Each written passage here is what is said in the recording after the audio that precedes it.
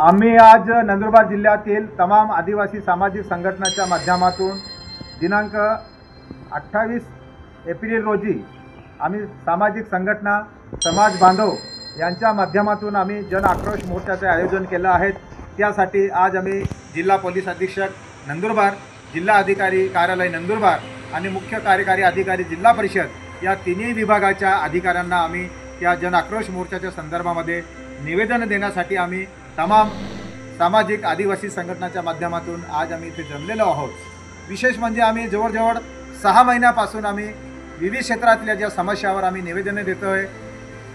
छोटे मोठे आंदोलन करतो आहोत,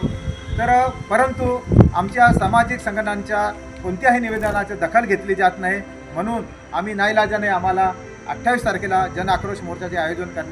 करण्याचे भाग पडलेला आहे। विशेष म्हणजे जे आता नुकतेच विधान परिषद सदस्य म्हणून चंद्रकांत रघुवंशी यांची जी निवड झाली आहे,